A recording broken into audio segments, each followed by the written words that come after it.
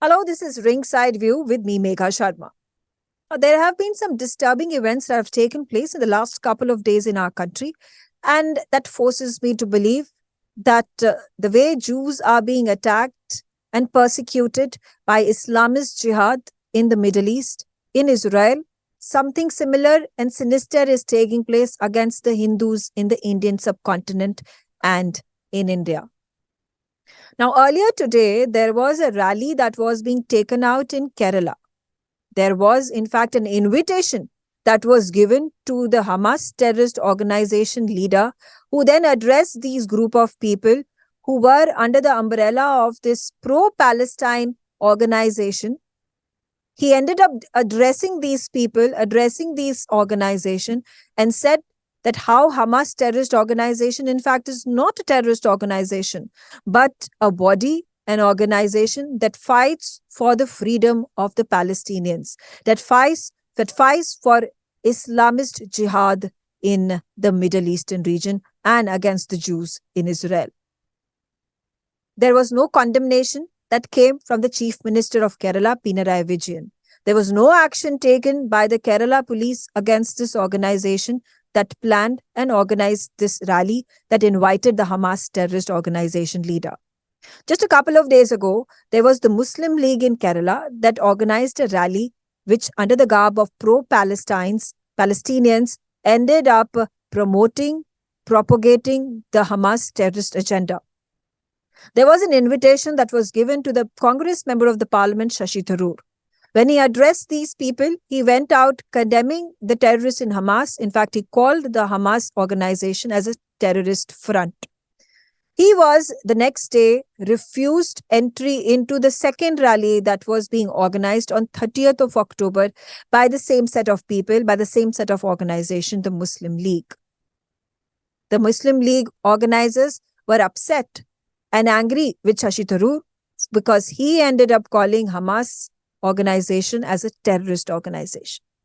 Now, in the same vein, today, Priyanka Gandhi Vadra has attacked the government of India.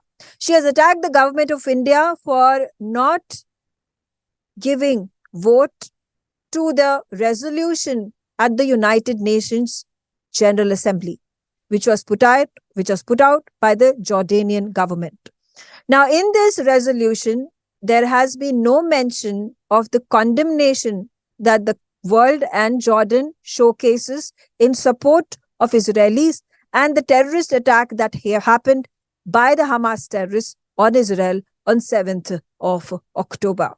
It does not even then showcase support to the Israeli government in fighting for self-defense against the Hamas terrorists. It does not even speak about how rescue operations need to be done to bring back the hostages and sent to their respective countries. It does not even condemn the Hamas terrorists for taking these innocent people as hostages.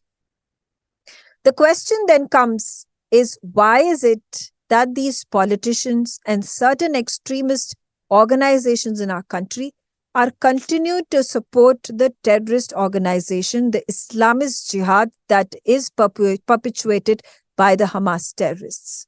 Well, the answer is clear and simple.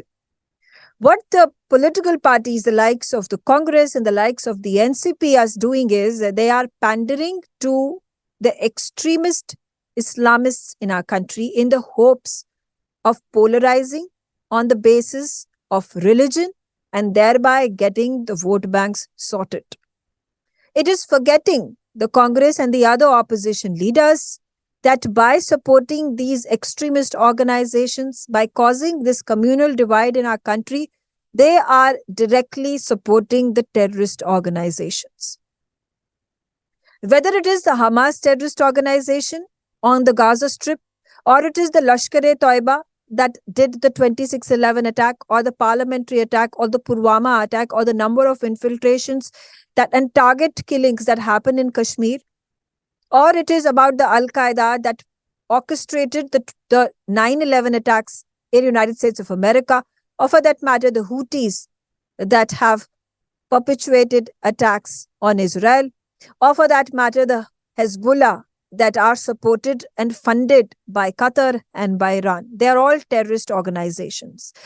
A statement in the same vein was made by the US Secretary of the State, Antony Blinken, just a few days ago at the United Nations Security Council. So I'm now going to draw parallels on how there has been a systematic attack on the Hindus by a number of political parties in our country. I'm going to give the first example of what happened and continues to happen, but at a smaller, negligible scale in Kashmir because of the abrogation of Article 370 that has taken place.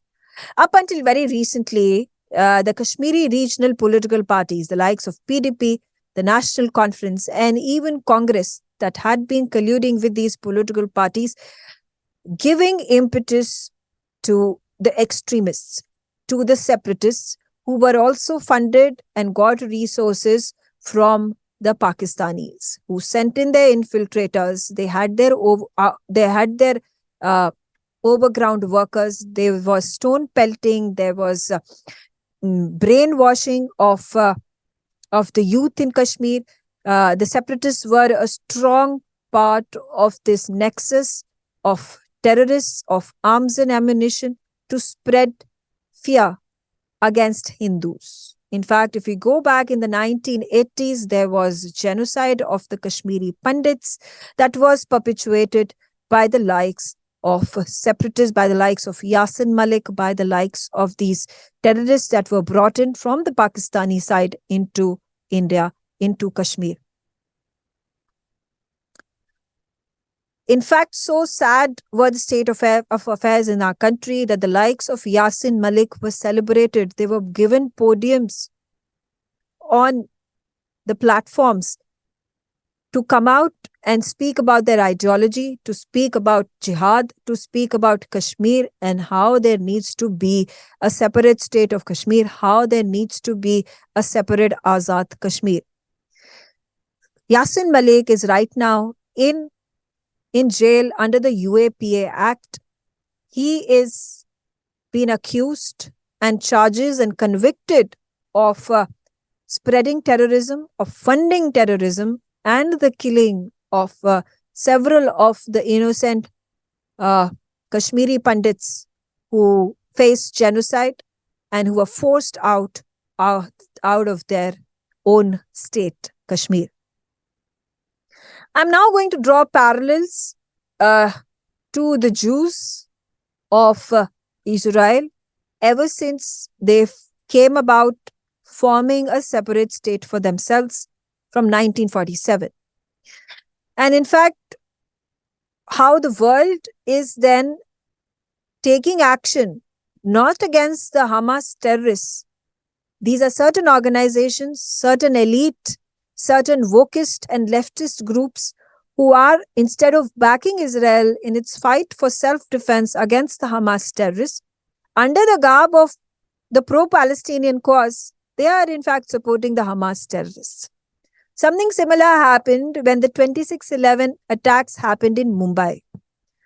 There was no accountability that the government led by the Congress made on the Pakistanis and the Lashkar-e-Toiba terrorists that orchestrated, masterminded the 26/11 attack. Instead, the Congress leaders came out with this propaganda that it was saffron terrorism that was behind the 26/11 attacks. It's a shame that these Congress leaders, this government at the time of the attacks that took place, pandered around the Islamist terrorists. They pandered around the Muslim extremists that function in our country and attacked the Hindus. Their clear idea was to demonize the Hindus, to spread Hinduphobia in our own country, and then give importance and thereby leeway to the extremism by the Islamists in our country. Their focus point was to divide and then get vote bank of the Muslim minorities in our country. I'm going to again put in focus how in Kerala, the leftist government that continues to rule and govern the state has pandered to Islamist terrorists, Islamist extremists. There is already the Popular Front of India, which is a banned organization which continues to be provided safe havens to by the Kerala government. Its political wing, SDPI, has still not been banned. No action has been taken by the Kerala government or the Kerala police in this regard. There have been time and again questions that have been raised by the opposition leaders in the parliament and outside, questioning the government of India for the surgical strikes that have taken place in Balakot and in Uri. They have questioned whether it was in fact, it in fact really did happen, or this was the imagination of the government of India, which then was propagating the Uri strikes and the Balakot strikes to its advantage. And it is the same set of people in the opposition who are now supporting the pro-Hamas terrorist cause. They are going about making statements under the garb of supporting the Palestinians. They come about saying that indirectly, what we infer from them is that they are in fact supporting the Hamas terrorists. Now, in their garb of gaining votes and dividing the country between Hindu and Muslim communities and wanting to garner votes from the Muslim minorities, what these political parties are also doing is spreading Hinduphobia, spreading Hindu hate. We all know that there is systemic persecution of the Hindus, the Sikhs, the Jains, the Buddhists in Islamist nations. When we talk about what is happening in Pakistan, the population of Hindus in Pakistan has reduced since 1947 from 18% to just about 1%. Something similar has taken place in Bangladesh. Something similar we continue to notice with regards to what is happening when it comes to the destruction of our temples, when it comes to the desecration of our scriptures and holy books. Now, this Hindu hate and Hinduphobia has permeated to the Western world. It is being witnessed in the United States, in United Kingdom, in Canada, and in Australia. There are these rallies that are taken out, protests that are done where Hinduphobia is spread. Something similar at this point of time, if I draw parallel, is what is happening against the Jews. There are hate Jews, kill the Jews, slogans that are being chanted, that are being sloganeered across these countries. In Europe, you take a look at United Kingdom, you take a look at United States of America, in New York, in California, Washington, D.C., something similar that is being witnessed in Canada, something that is witnessed in Sweden, something that is witnessed in Poland. And that is a cause of concern. And therefore, why is it that the Hindus who are in minority across the globe and Jews who are in minority across the globe and have traditionally been prosperous communities, have traditionally been doing well for themselves, targeted is the big question. It's not just the rallies that have taken place, the protests that are taking place in huge numbers. There are hundreds and thousands of them. You must have seen those videos on social media of how there has been wokeism that has been emanating with the leftist ideology. There are Ivy League professors. There are activists from Harvard, from Stanford, from Cornell. They have come out sending out these charters, these students, these wokeists, these leftists, who have spoken about how it is important to safeguard the lives of the Palestinians without actually condemning the Hamas attacks. So while they want to look like they are politically correct, because they are quote unquote supporting the cause of the Palestinians, wanting humanitarian pause or humanitarian truce between Israel and Palestine, what they are actually doing is and without stating the obvious that they are supporting the Hamas terrorist cause. They are supporting Islamist jihad. And they are supporting this and putting out the flip side that because there is hate against Hamas terrorist organization, therefore it is akin to Islamophobia. There have been several instances of Islamist jihad that have taken place right after there was an attack on the Jews in Israel on 7th of October. There was a teacher that was stabbed by Islamist jihadists in France. There have been stabbing incidents that have been reported in Sweden. There have been a number of these hate crimes that have happened against the Jews across the Western Hemisphere, across the Western nations. Something similar has also taken place against Hindus in Leicester, in United States of America, in Canada, and in Australia. Our temples have been desecrated, attacked. Our scriptures have been desecrated and attacked. Hindus have been attacked. They have been stabbed, and all under the garb of Islamophobia that is quote unquote practiced by Hindus. It's not shocking that there are these similarities, that there are these parallels of Hindu minority across the globe which is being attacked and the Jews minority across the globe that are being attacked. We also take a look at the example of Qatar, that is hand in glove with Iran and China and Qatar, which is hand in glove with Iran, with China, and obviously supporting the Hezbollah, obviously supporting the Hamas terrorists. In fact, it has been giving safe havens to these terrorists. It has been giving resources to these terrorists to allow for them to buy arms and ammunition and carry out their attacks on Israel. There have been the Houthis that have been given safe havens by these evil axis. And not just that, with the current state of affairs, with Qatar putting 8 of our Navy personnel behind bars and awarding them death penalty, comes as not a surprise. While there is attack on Israel, that is at the heat of the moment, the talk of the town, the talk of the world. This has also given much impetus to the terrorist organizations across the globe which are working against India, against Jews in Israel, which are supported by Qatar, which are supported by Iran, which are supported by China, to spread mayhem, to spread terror, to spread fear against the minorities. So therefore, then putting behind, awarding a death sentence to 8 of our Navy personnel is a direct attack on India. When Qatar then hosts Zakir Naik, who is an Islamist preacher who spreads Hindu hate across the globe, is then akin to Qatar, which is then standing and propagating Hinduphobia.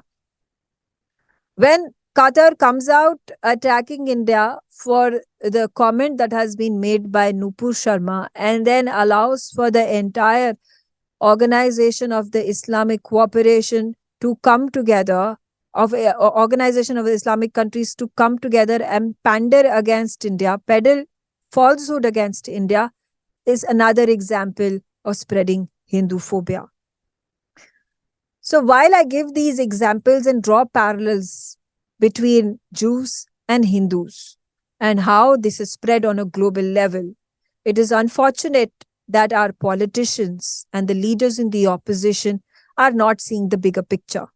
Perhaps they are seeing the bigger picture, but they could not care less.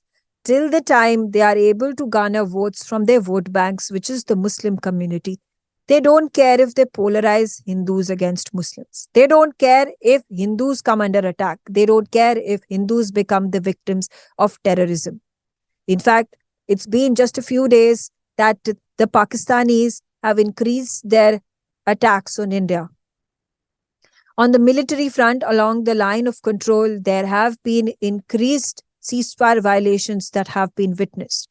This has happened for the first time in nearly 3 years since India and Pakistan signed an agreement for ceasefire. There have been infiltrations which have increased in just the past few weeks of these terrorists who have been sent into the Kashmir territory of India. This is no coincidence. This is an act against India to foment trouble, to foment terrorism, so that India continues to be occupied in fighting terrorism. Something similar that is being witnessed in the line of actual control. And then now in Manipur, where the Myanmar border is being utilized by the Chinese to infiltrate into Manipur and other parts of our country and blame it on the BJP government, blame it on the government of India for its incapability in fighting it out when it comes to the quote-unquote two communities that are fighting out.